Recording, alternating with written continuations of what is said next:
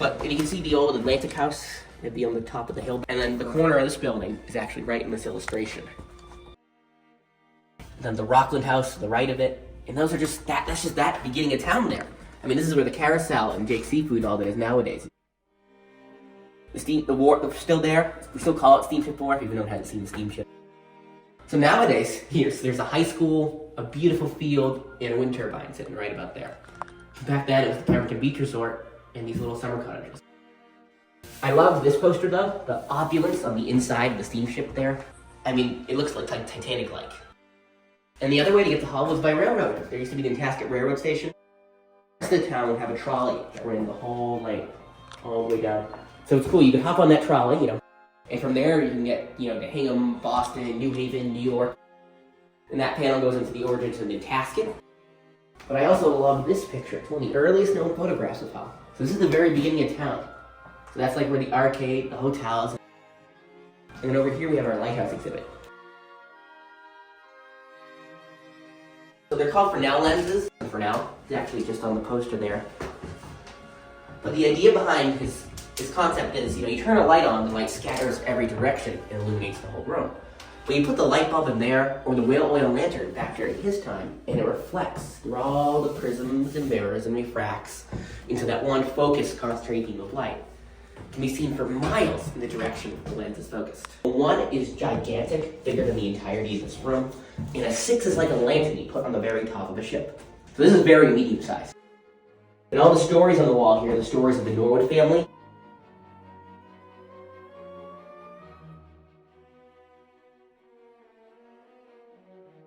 This illustration here is one of my favorite. It's not at all accurate, but it's a steamship company ad showing off their different routes from Boston into Hull and afar. Hingham Landing, P-Town, Plymouth, New York. Like, we wish the Cape was that close. There's a whole island missing right there.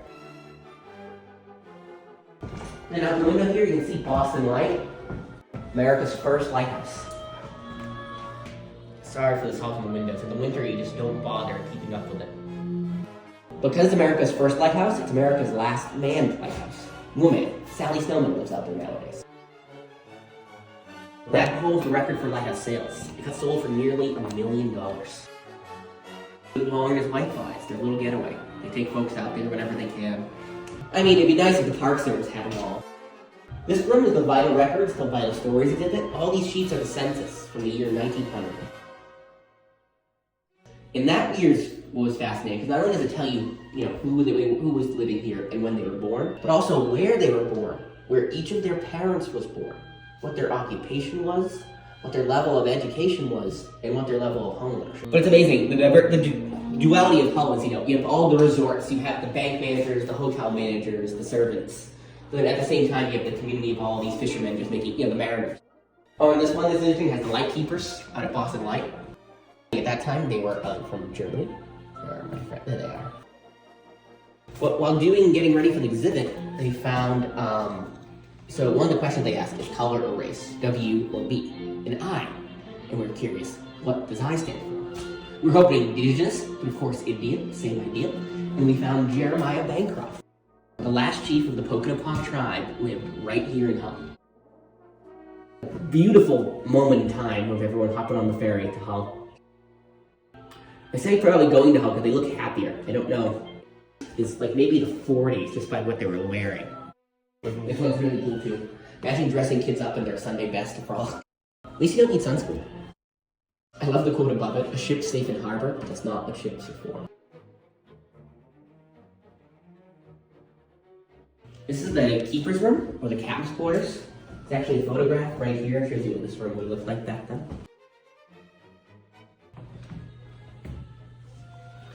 And then here, this is where Captain Joshua James lived and worked at. Long before he worked here, though, he was born just down the road, back in 1826. But at 10 years old, he witnessed his mother and sister die in a shipwreck right at the end of town. What drove him, though? He dedicated his life to saving others. He didn't want anyone else to suffer at the same loss he did. So imagine, 15 years old, he's volunteering on his first rescues with the Humane Society, growing up into those wizards. He quickly rises through the ranks, becoming a captain, leading the rescues. In that case there, he had his wedding coat, captain hat, and compass. It's amazing how small people were back then. Well, have you ever been to like Mayflower, any historic, everything's so much. Your little sustenance farm where you fished or hunted. You were more hungry than you were full. Comparing us to them is like apples to oranges. These families think they had 12 kids, and they were considered pretty successful if 6 of them made it to adulthood. And all the modern medicine and everything else. But I love this photo here, the front of the station. And behind you is like our community partner wall. It starts over here with Jake's Seafood. They sponsored one of our exhibits. And it's cool, they highlight the original owners, the Jacobsons, the O'Briens, who bought it after them. But they showed off, this is their modern day menu. It's fancy, looks like a novel. It has the decorations for the fall leaves versus their 1980 menu. Standard white sheet of paper, basic font. Lobsters still market, they're still not listed. But not only is that your menu, that's the order slip back to the kitchen, and then it'll come back as your bill, 3 in 1. Then we're talking about the fishermen that always lived in Hull. They're still fishermen today. This is the High Lines of Mahoney's, 3 generations of lobstermen right there. And it was a photojournalist, Joe Berkeley, did an article about the modern day shrimp. And on your way through town, you might have noticed a little moving company you drove by, dealing Wanza. Their original truck down in the bottom photo. And they were in the business long before that. They're doing horse and wagon crews. Stables in town for a very long time. And then I love the Paragon Park one. After the resorts, like the peak of the resorts, one of the richer captains built an amusement park. And it was basically Epcot before Epcot. And that's what was contributing to the $2 million. Either you were staying at one of the fancy resorts or you were the family going to visit the big Paragon Park. It closed in like the 80s, basically. America's oldest wooden roller coaster. But over on this side of the room, we have this sea chest that someone found. It was Captain Galliano's. So he'd be a steamship captain by day, bring the tourists back and forth, but a lifesaver working with Joshua James by night. But someone found this at an estate sales/auction. They had no idea what they had. So the holiday season rolls around, and you're looking for decorations or ornaments. And inside, they opened a little hidden side compartment. And inside were these 2 documents. That's the marriage certificate between him and his wife. And that's the letter from the government when they received their gold medals for lifesaving. They found those 2, they did their research and found us, and they were kind enough to donate it all back, chests and documents and all. It's amazing how these things find their way back. And then this here is the honor roll. These are all the amazing volunteers of the Humane Society of Hull who did all the rescues from 1841 to 1932 in Hull's 5 different volunteer stations. And the bottom half are the people the life-saving service hired when they moved into town here in 1889. That's how the volunteers all worked here. Until 1915, when it became the Coast Guard, and then this was the active military base for the Coast Guard. All the way till 1970, and they moved a mile down the road to where they still are today.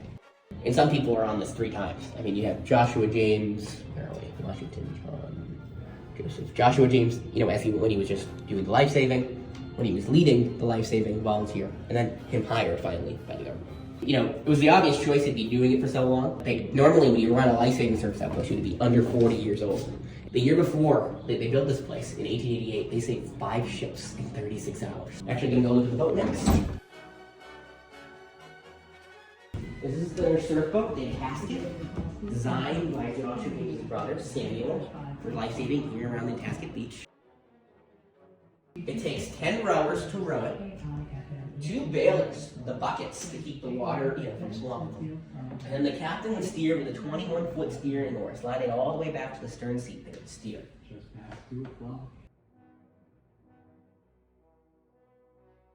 A little horse wagon, pull it, like the first boat trailer you can dream of, basically.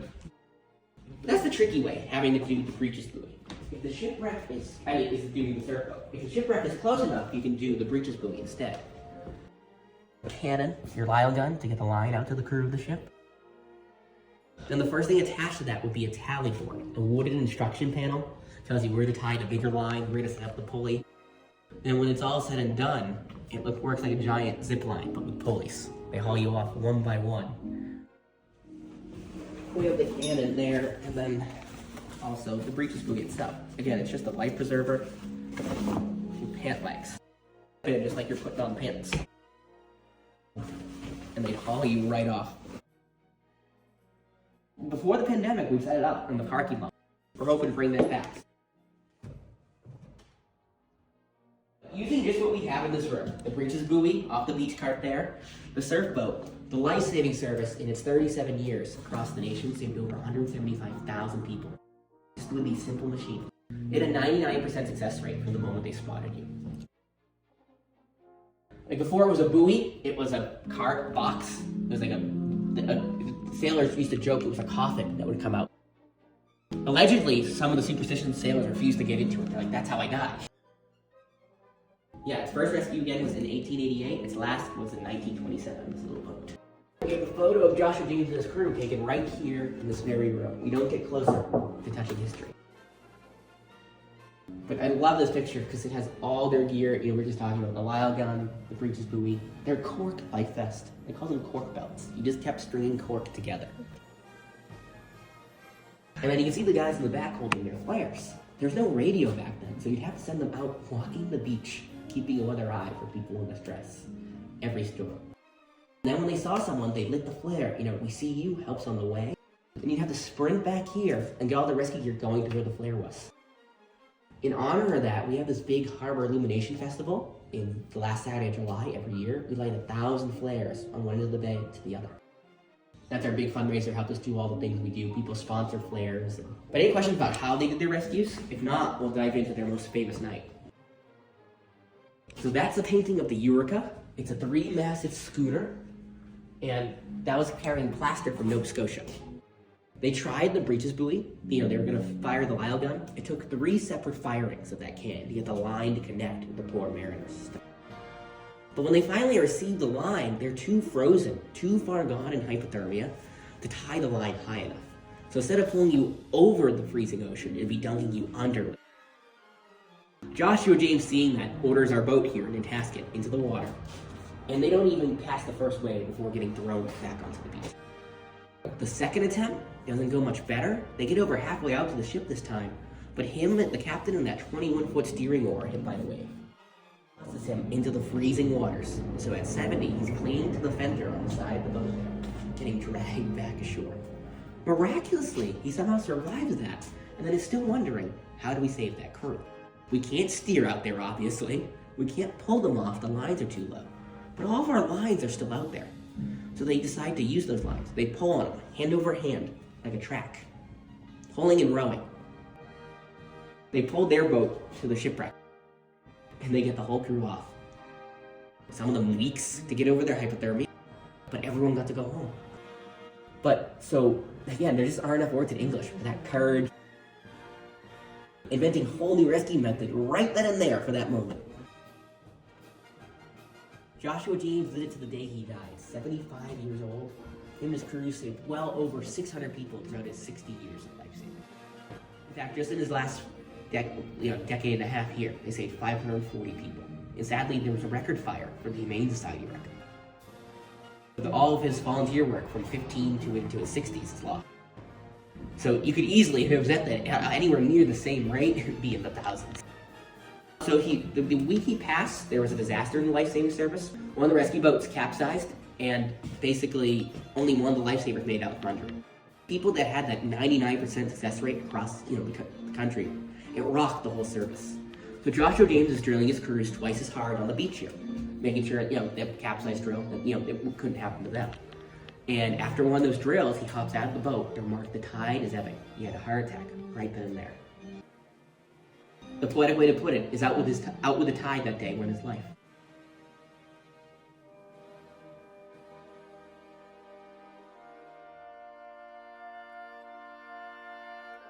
Can I just see the upstairs? So on the gallery here, the stairway gallery here, we highlight different artists each month.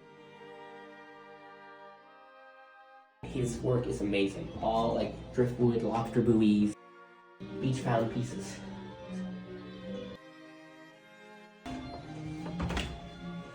We just opened this exhibit Saturday evening.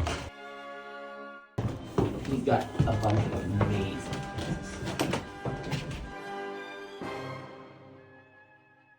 This is where we host our summer camps and field trips. You can see us organizing for the future ones. Callie, you're welcome to climb all the way up the ladder here to the old lookout.